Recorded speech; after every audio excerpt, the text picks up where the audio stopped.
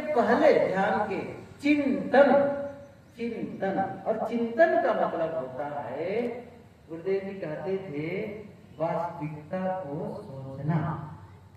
एक है मनोविलास, कोई बहुत रजोगुणी वाला सोच रहा है ऐसा हो जाए, वैसा कर लूंगा, इतना धन बढ़ जाएगा, इतना बड़ा मकान हो जाएगा, ऐसी हो जाएगी, बड़ा ये रजोगुणी व्यक्ति, और विस्तार। अरे संसार से चाहिए क्या? आप देखो, गुरुदेव जी कहते थे, पेट भर भोजन मिल जाए, तन में कपड़ा मिल जाए, रहने की कोई छाया मिल जाए, और मन प्रसन्न रहे, जीवन का काम पूरा हो गया। और क्या चाहिए आपको? पेट भर भोजन मिल रहा, खाने को पहनने को कपड़े मिल रहे हैं, रहने की जगह मिल गई है, और मन खुश रहता है, शांत प्रसन्न रहता है, हो गया। लेकिन ये काम नहीं करेंगे लोग, क्या करेंगे? इतना बड़ा मकान चाहिए, इतने कीमती कपड़े चाहिए, अब स्टैंडर्ड बढ़ाने लग गए, सही है ना? फिर जमा में और चाहिए, कितना और चाहिए। चाहे आप करोड़ों कमा लो, चाहे आप थोड़े कमा लो, अंत में छोड़ के जाना है। गुरुदेव जी कहते थे, किसको प्रगति कहते हो? किसको प्रगति कहते हो? अरे प्रगति का मतलब क्या निकलता है? उतनी तो चाहिए आपको। जैसे हमको भोजन चाहिए, कितनी रोटी चाहिए?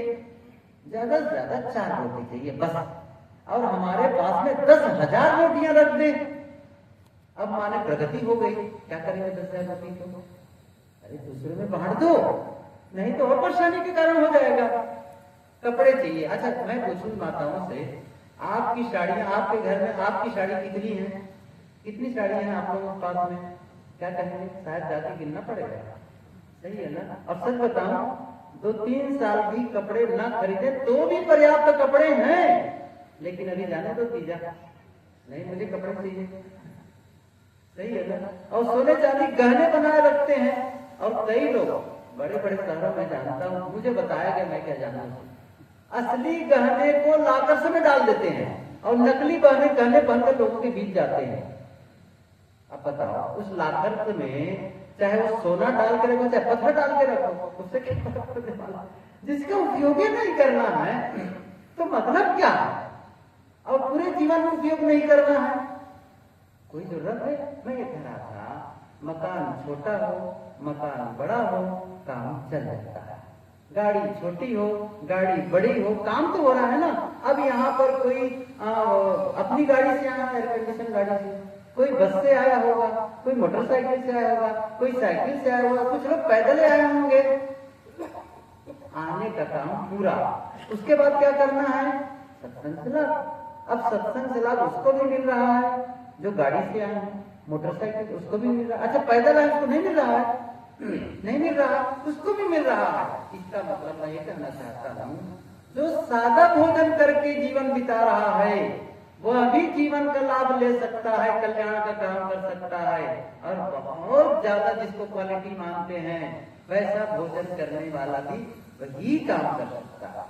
ये थोड़ी है, अरे बहुत स्टैंडर्ड भोजन करने वाले बढ़िया भोजन करेंगे, ऐसा है क्या? जो रोज दूध मलाई काजू किशमिश खाता है वो बढ़िया भजन करेगा, जो सादा भोजन दाल भात रोटी सब्जी खाता है वो भजन नहीं कर पाएगा। ऐसा कोई नियम है? जिसके शरीर में 1000 रुपये मीटर का कपड़ा है उससे भजन बढ़िया होगा, और जिसके शरीर में 200 रुपये मीटर का कपड़ा है वो भजन नहीं कर पाएगा। ऐसा कोई बांडेड है? भजन करने का सबको अवसर है तो वो कर लो बस। अब क्वालिटी स्टैंडर्ड बढ़ाने में आप जीवन को खपाए चले जा रहे हो, क्यों खपा रहे हो? कुछ नहीं।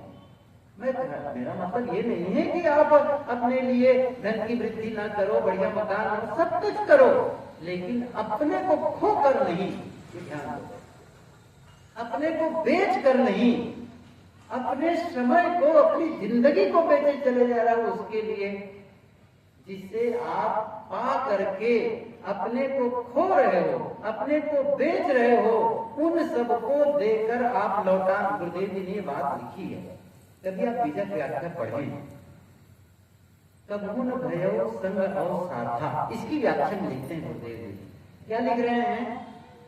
लिखे हैं कि आप जीवन में जो आपको समय मिला है, जो जीवन मिला है, शक्ति मिली है, उसमें आप धन कमा सकते हैं और बहुत सारी पढ़ाई लिखाई विद्या अर्जित कर सकते हैं, ऊंचे पद पर जा सकते हैं, बहुत कुछ कर सकते हैं, लेकिन उन सबको देकर अपने जीवन के समय को लौटा नहीं सकते हैं। ये बात है, कहाँ लगाएं अपने समय को? साधना में लगाओ, आत्म कल्याण में लगाओ। बहुत बहुत सारा आप इकट्ठा कर लिया और मन अशांत, दुखी, क्लांत जब इस दुनिया से जाने लगे तब कैसे गए?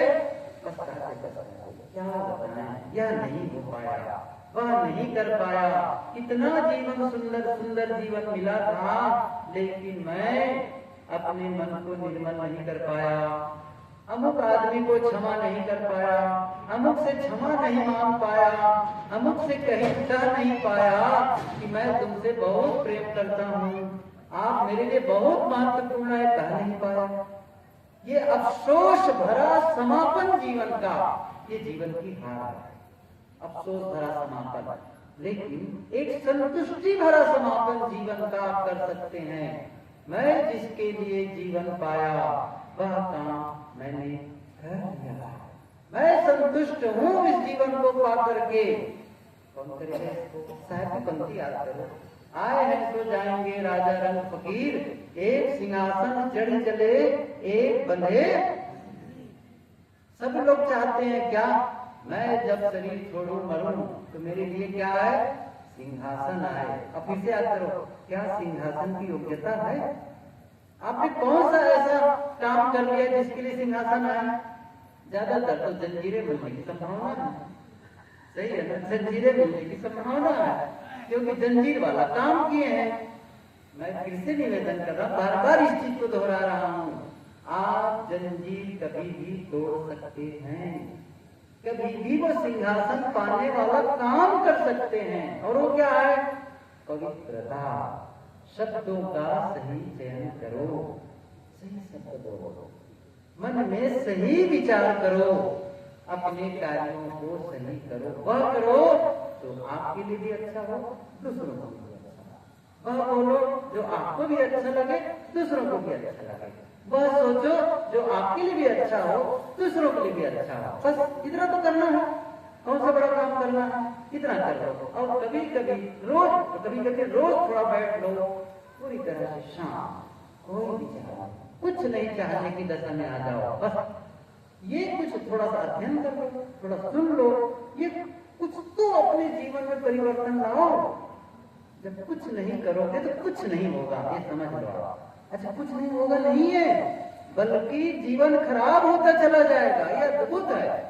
जब आप उत्थान का काम नहीं करते हैं तो पतन अपने आप होता है, उसको करना नहीं पड़ता है। जिस खेत में आप फसल की कमाई नहीं करते हैं, बीज नहीं बोते हैं, घास तो अपने आप उगाती है, अपने आप उगाएगी घास।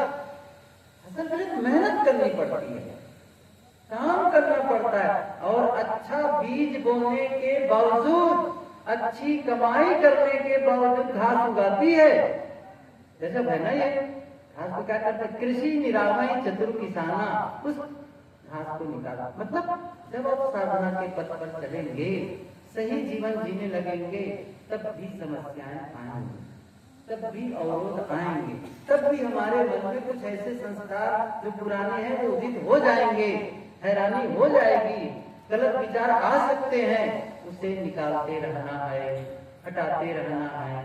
तो दो बातें मैंने कही था, एक तो भ्रम और अंधविश्वास से अपने को अलग करो।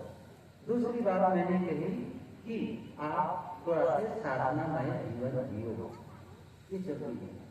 कुछ देर अपने लिए निकालो, अपने स्वयं के लिए निकालो। जैसे आप व्यवसाय के लिए समय निकालते हो, जैसे परिवार के लिए समय निकालते हो, रिश्तेदारी में, शादी में जाने के लिए समय निकालते हो, किसी के मरने में अभी जैसे आपके ससुराल में शादी हो जाए और कहे कि दामाद को अपने आमंत्रित करे, घर वाले ससुराल वाले, अमुक दिन शादी है और आपको आ जाना है। और आपने जब समय आया, अरे बड़ा जरूरी काम है जी, मैं मुझे वहां जाना है, आप टाल दिए। बाद में 2 दिन के शादी के बाद पहुंचे ससुराल में, तब आपकी सासू माँ आपकी आरती उतारेगी, दमाम बाबू दुल्लू बड़ा समय से आ गए कहते, समझ रहे हो कितना गलत मानेगी वो। और क्या कहे, मुझे समय नहीं मिला शादी में आने का, सुनवाई होगी वहां, आपको बहाना चलेगा? नहीं चलने वाला है। जैसे वहां के लिए समय निकालते हो, ऐसे ही समय किसके लिए निकालो? खुद के लिए। खुद को तराशना है, खुद को संवारना है, अकेले बैठो, संकल्प लो, बस आज के बाद ऐसा जीवन नहीं कर रहा है। अंदर अंदर देखो, जिस जीवन को आप बाहर देखना चाहते हो अंदर जीना पड़ेगा। अकेले में बैठकर अंदर अंदर मन से ही अंदर में खराबना होगा। मन के ही औजार है ये साधना, आंतरिक साधना है। कभी अवसर मिले बताओ इस चीज को। आप मन ही मन में साधना करते हैं, ना आपका हाथ हिलेगा, ना आपके शब्द चलेंगे, चुप बैठे हैं और अंदर में वैचारिक साधना चल रही है। अंदर में तराश रहे हैं, ख्याल कर रहे हैं, क्रोध कब आ जाता है, ठीक है। अब ऐसी परिस्थिति मुझे कैसे रहना है? खाने के समय आता है, मैं अपने को रोक नहीं पाता हूँ, वहां पर आप भीतर के लिए क्या करें? मुझे कोई आकर्षण नहीं। अंदर अंदर क्या करें? जी रहे हैं उस चीज को जो आप बाहर देखना चाहते हैं ना जीवन में, उसे आप अंदर जी रहे हैं पहले। इसका अभ्यास भीतर भीतर करने लगेंगे और ये साधना जो नहीं करेगा ना, उसकी आध्यात्मिक प्रगति नहीं होगी, ये आप जान के चलो। क्रोध करने वाला आदमी जीवन भर क्रोध करता रहेगा। अश्लीलता में जीवन जीने वाला वो वैसे ही रहेगा, अंदर में विकार बना ही रहेगा। लेकिन अंदर में जिसने मेहनत की, अकेले में भीतर भीतर, जिसको साहब ने कहा ना, धुआं न प्रगट होए, वो दिखाई नहीं देगा लोगों को, नहीं देगा, लेकिन आप भीतर शांत और वो तराश रहे, वो खुदरे हिस्से को तराश रहे भीतर भीतर में। नहीं, ऐसा नहीं, मेरे शब्द ऐसे नहीं करना, भीतर में बोल रहे हैं अपने आप को, खुद को सुना रहे हैं।